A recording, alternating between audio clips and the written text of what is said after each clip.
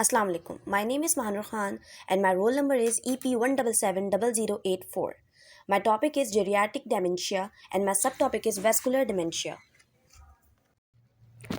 Vascular dementia is a general term describing problems with reasoning, planning, judgment, memory, and other thought process caused by brain damage for impaired blood flow to our brain.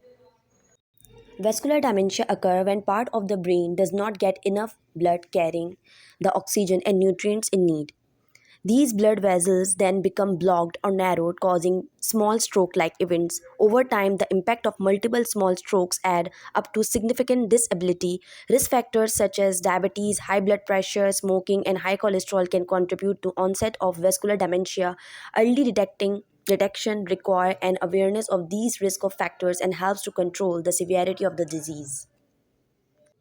Symptoms related to vascular dementia, problems with short term memory, wandering or getting lost in familiar surrounding, laughing or crying at inappropriate times, trouble concentrating, planning, or following through an activity, inability to follow instructions, loss of bladder or bowel control, hallucination or delusion, confusion, trouble paying attention and concentrating, problem with memory, unsteady gait, sudden or frequent urge to urinate or inability to control passing urine, depression, etc. Common conditions that may lead to vascular dementia include stroke, narrow or chronically damaged brain blood vessels. Some risk factors or for can be managed, other like age, gender cannot. Among all factors, high blood pressure carries the greatest risk. Vascular dementia almost never occur without it. Likewise, a high risk of stroke goes hand in hand with risk of this disease. One quarter to one third of stroke are thought to result in some degree of dementia. In addition, people who smoke, drink lots of alcohol, have diabetes or heart disease who have a high rate of condition. Vascular dementia occur in people between the ages of 60 to 75 year. Men have higher rates other than women, and African Americans more so other than races. Prevention: maintain a healthy blood pressure, prevent or control diabetes, quit smoking, get physical exercise, keep your cholesterol in check. Treatment: currently no available treatment can repair the damage once it's happened. Neither has diagnosed provide the opportunity to prevent further damage.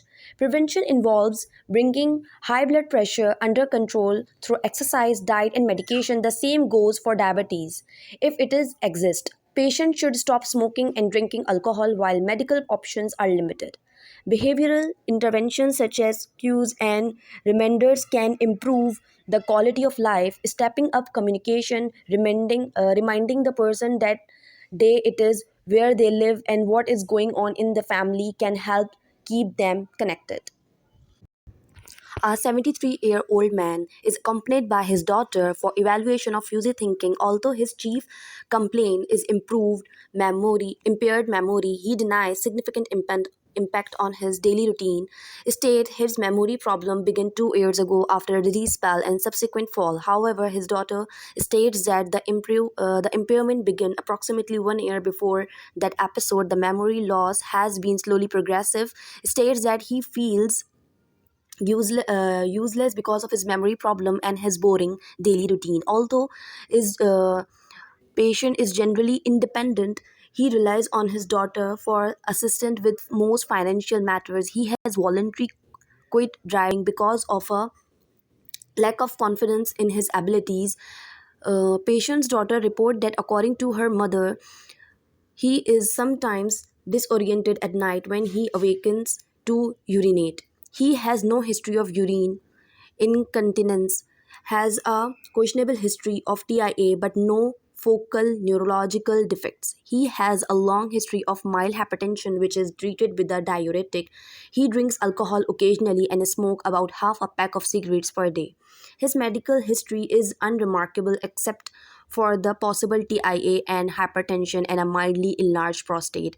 His family history is positive for diabetes and heart disease. On physical examination, patient is found to be a mildly obese man who is well dressed and groomed, alert and oriented to person.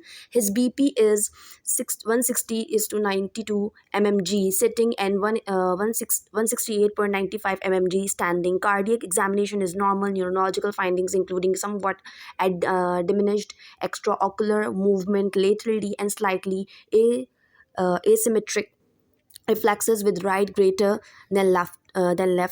Muscle tone is normal in the lower extremities. He has a mild shuffling gait. Vibratory sensation is diminished but within normal limits for his age. On the his score on the Falstein MMSE was 22 is to 30, including errors in orientation and recall. His score on the Blessed Dementia Scale was 16 is to 33 with errors in memory and orientation. Psychologically, evaluation found him to be mildly depressed.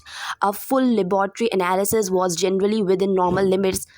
Its serum potassium 3.8 MEq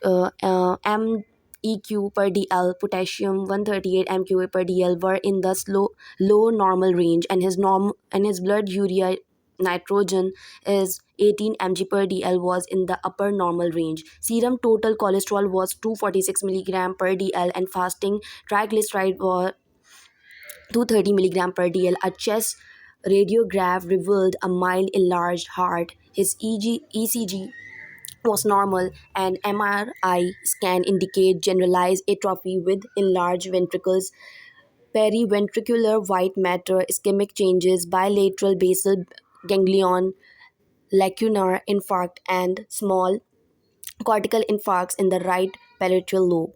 What subjective and objective evidence exists for a diagnosis of dementia? Now here's the treatment: smoking cessation, antihypertensive therapy. Antihypertensive agent must be chosen carefully in this population to maximize compliance and minimize adverse effect. Both thiazide diuretics and beta adrenergic blockers may increase lipid level, a potential complication in patient, whereas calcium channel blockers or angiotensin converting enzyme inhibitor are acceptable because they are well tolerated by elderly patient and may help preserve renal function in patient with diabetes mellitus. Dihydropyridine calcium channel blockers have been shown to improve cognition in patient with dementia and reduce the risk of dementia in elderly patient with isolated systolic hypertension. Because it has benign prostatic hyperplasia, he may benefit from use of an alpha adrenergic blocking agent such as doxazosin 1 mg at bedtime or terazosin 1 mg at bedtime. Evidence indicating an increased risk of negative cardiac outcomes, however, makes the alpha adrenergic blocking agents less attractive choice. The use of vasodilating calcium channel blockers such as amlodipine 5 milligram per day is an appropriate first choice.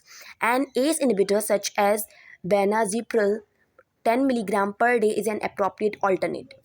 Both agents exhibit the advantage of once daily dosing over some other agents within their respective classes. This feature is important for maximizing adherence in patients with declined memory.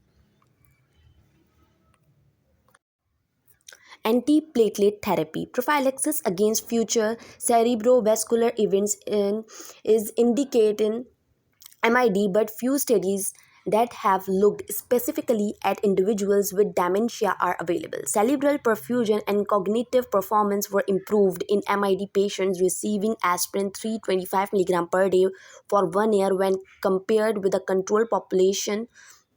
Aspirin dosage as low as 30 milligram per day reduce the incidence of TIA and are associated with fewer adverse effects than higher doses.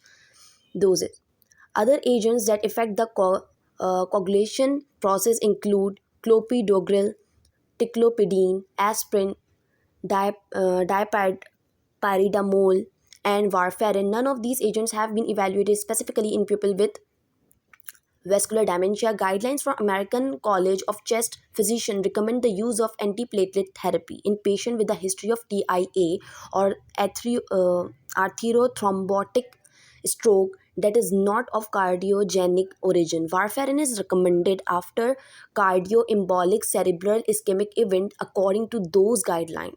Aspirin 25 milligram per dipyrimidamole extended release 200 milligram twice daily is recommended as the first line agent, and also choline esterase inhibitor. These choline esterase inhibitor defect is in cholinergic transmission and nicotine receptor binding abnormalities have been noted in vascular dementia.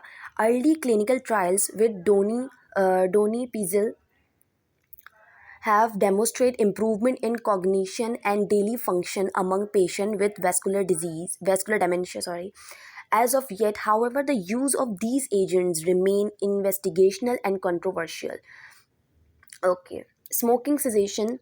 It should be patient should be counseled to stop smoking because cigarette smoking reduce cerebral blood flow and increase the risk for stroke. Among smokers with MID, cessation of cigarette use improve cognitive performance. Thank you.